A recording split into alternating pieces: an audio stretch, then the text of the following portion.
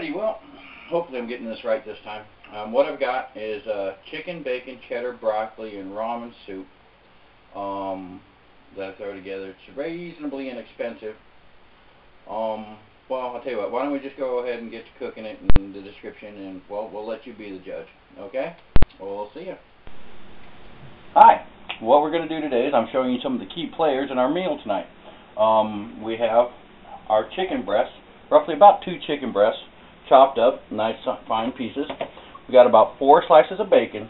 We've got our onion powder. We've got our garlic powder. We also have a roasted garlic that we're going to put into it. We have a little bit of bouillon, chicken bouillon, to add to the flavor. We've got a pack of chicken top ramen. We've got our Normandy style vegetable blend, because I like to pulverize a little bit of vegetables to go into the soup.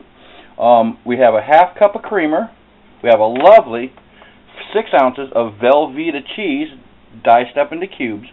We also have a nice blend of Mexican salsa that we're going to be putting into it. And we have our oil. These are some of the key ingredients in what I like to call is my creamy chicken ramen cheese, okay, with bacon. Alright? Oh, okay, so we're back now. What I've got is I'm going to go ahead and put my oil in my pan. Kind of get that heated up a little bit.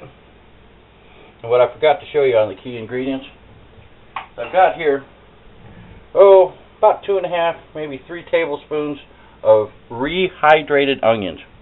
Alright? Sometimes I like fresh, sometimes I like rehydrated. It depends on what kind of mood and how supplies are, you know. I'm in between checks right now, and this is kind of basically a budget meal. Oh, when I got a little bit of water on the stove, I'll get that out of there before it starts crackling. That drives me nuts, a little crackling fire type thing. I'll pop over my roasted garlic. Oil's still not hot yet. It'll take me a nice spoonful of this. You can go ahead. I like roasted garlic. We all love garlic around here. So nice. Put in a nice big hefty spoonful of that there. Pop over to my cupboard. I like to keep a little saucer out here. Keep things kind of on. Don't like to leave stuff on top of the stove top too much. Alright, hopefully that should be heating up. I know sometimes I've even turned on the wrong burner and heated up the plate, but you know, accidents do happen in the kitchen. You always try to be as careful as you can all the time. I mean, let's face it, since the caveman, we've always been kind of manipulative of fire. And we've always burned things down, too. Alright, we're going to let that heat up. We're going to be right back. Alright, well, I'm back. I can smell and see that the oil's got a nice little ripple to it, so it's kind of hot right now. I'm going to go ahead and start throwing in my chicken and garlic. I'll move that around a little bit. Alright. Throw my container to the side. I'm going to throw in a little bit more garlic. We love garlic around here. Whoa! I don't know, probably good, half teaspoon maybe each. A little bit of shaker there. Some onion powder, throw those away. I throw in my minced onions too, rehydrated minced onions. All we're going to do is kind of stir that around, and we're going to go ahead and just saute that up until the chicken's nice and cooked. Alright, we'll be right back. Okay, well, we're back now, and our chicken's just about ready. I like to cook it at a high temperature, kind of sear it up real quick. Stir it quite a bit, keep it from burning and settling too much. Alright, until it's nice and cooked. Alright, then what we're going to do, it's really simple now, is we're just going to simply add about 4 cups of water.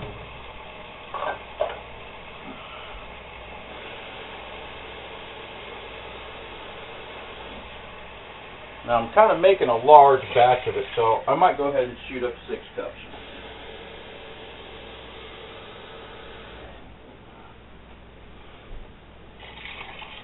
Yeah, you kind of look in there and go, yeah, maybe about 6 cups.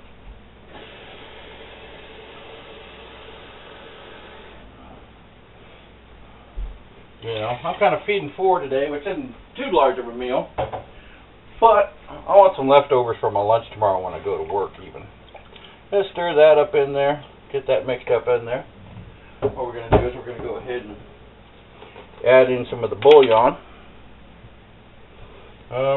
I'm real terrible about measurements. There's about 1 tablespoon, maybe about 2 tablespoons. And I like it rich. I'll do 3 tablespoons. You know, you got to go by flavor. Any of my recipes are kind of a pinch and a dab type thing. I'm going to pulverize this, because I just hate fishing through them long, stringy ramen noodles. I'm going to crunch this puppy up here. And because ramen has a rather unique seasoning packet, we're going to throw that puppy in too. Alright. Found out a long time ago, if you try to rip those things the wrong way, you're going to end up with top ramen noodles all over the place. So, I'm just going to put that in there too. Bring up my temperature a little bit. Try and get a good bubbling going. Oh yeah. Stir that in there like that. Maybe just a little bit of pepper. Not too much. Don't want it overpowering. A little bit of salt. I don't usually put extra salt in my meals. Most things have enough salt in it. The bouillon's going to have enough salt in it. More than enough salt in it. A lot of the seasoning. Some people use onion salt. Some people use garlic salt. I don't use salt at all, really. Too much sodium is a bad thing. Plus, if you use it on meat, it can really toughen meat, because they used to use salt to help cure beef. So I really try to stir away from extra salt. We're going to get that and let it simmer for a little bit and bring it up to a boil, and we'll be right back. Alright, well, it's starting to heat up a little bit. Now, while you were away, I went ahead and added, a couple more little pinches of bouillon. As you're going along, you got to kind of sample it, taste it for consistency, flavor, individuality, whatever you want to call it.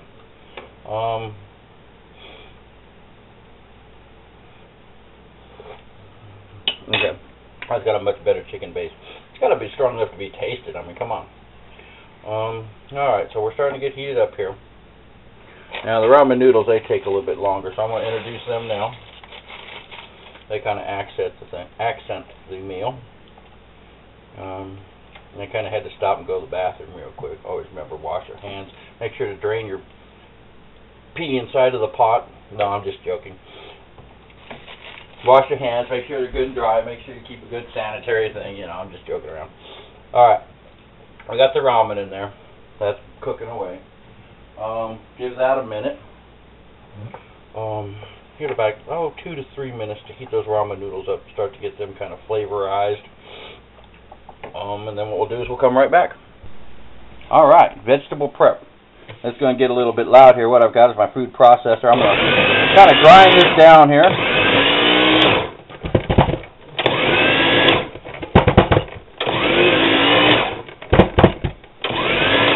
Alright. Kind of a chunked up little mess there. Just going to accent the meal. Scrape this back in there. Alright. Now we've got that. There's our vegetable prep. Okay? Alright.